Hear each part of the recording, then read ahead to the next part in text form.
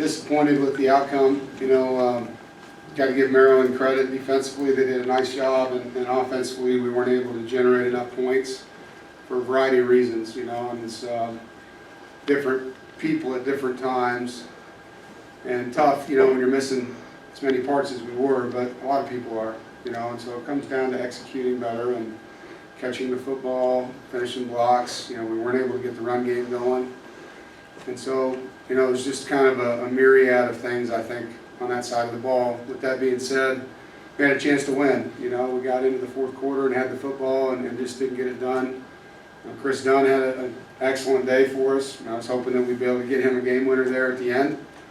Kicking the ball back to him, stopping him, getting it back, and having a chance to go down and kick a game-winning field goal would have been a great way for him to finish his career. But just didn't get there.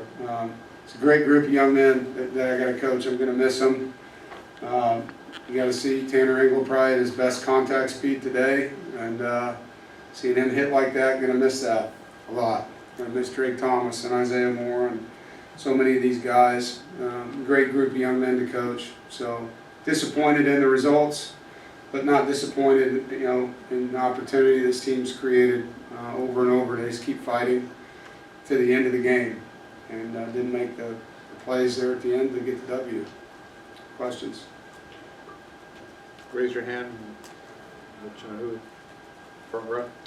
Coach, Daryl Jones had 13 targets today, including 2 during the first and goal, the 2, and first 2 catches of the game, and I want to say the last 3 on offense for you. How much of that was a result of just natural play calling, and how much was a concerted effort to kind of, get him some touches against his old team? Well, there's no doubt that this was a meaningful game for Daryl, right? And so we wanted him to have a good day, but the plays weren't called to throw it to him every time. Sometimes called double fades on the play and didn't like that matchup, so he took it. There's other plays where he was in the progression, and that's just how it worked out.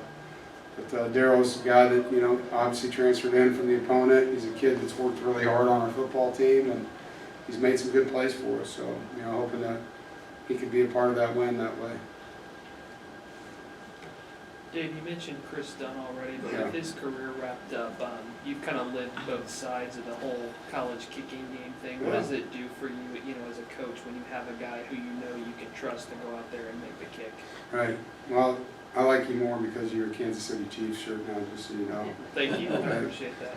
Just kidding.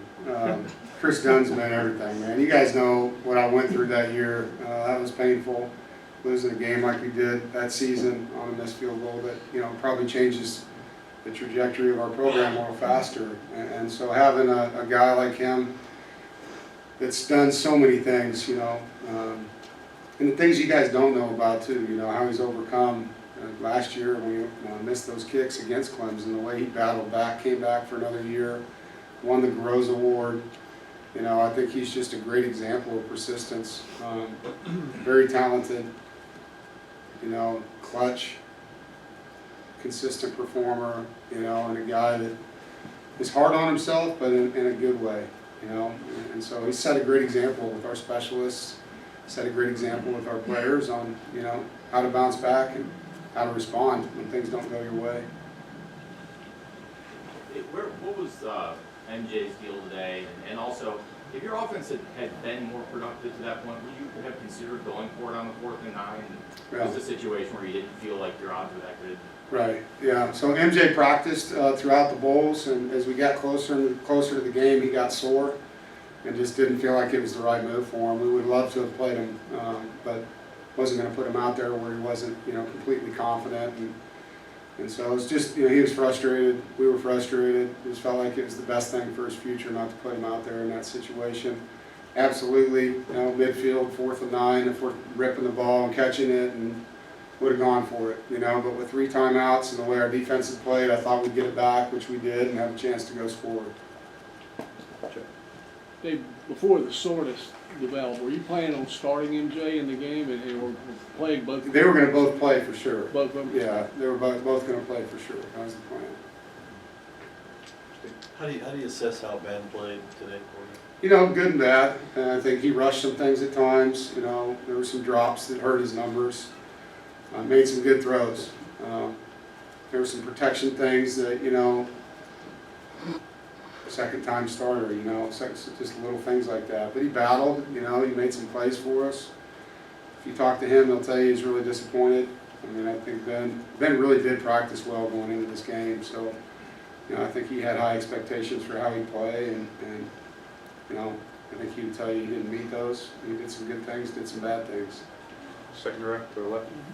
Coach, what was Maryland's defense doing, particularly on third down to limit you guys there? And they were playing a lot of man, you know, 2-man and man free. To blitz some, but you know, and then occasionally they were playing some cover 2. But they did a good job mixing it up, and they've got good man-to-man corners, good man-to-man nickels, and then they've been good man coverage for most of the season. Front rep. We kind of started this month talking about how hard December has become. Yeah, When you look back now, 30 days later, portal, transfers, yeah. recruiting, injuries, Christmas time off, exam week, you know, how much did these guys kind of go through the last 30 days? They've been through a lot. Coaches have been through a lot too, you know, and so there's lots of transition that happens on football teams this time of year. The outflow for people to leave your program has increased, as you guys know, with the portal. And you have coaching changes, and for us, Coach Beck's the head coach now, so it's a great move for him. But when those things happen, while you're trying to get ready to win a bowl game, you know, it's not always easy. And you have the injuries, and you have players deciding if they want to go pro, and opt-outs and everything else. So this team came to play, you know, they had only one opt-out in the entire deal, and had some players that couldn't play because of health. But they wanted to win this game. They battled and hung in there. I thought, you know, our preparation was good. We tried to get guys as healthy as we could for it. The month of December has become as challenging as you can imagine as a coach with all the things you're dealing with. So we'll see where that goes. It used to be a lot of fun. December did.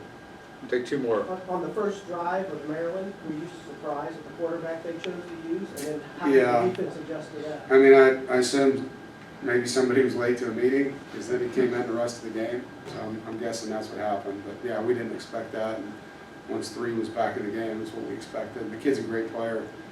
You know, saw him hurt us with his legs on drop back passes throughout the game. Last one in the back. Dave, when you look back in the season, how would you assess the season? You know, after a loss, it's hard to say all these things. You know, I mean, I probably need some time.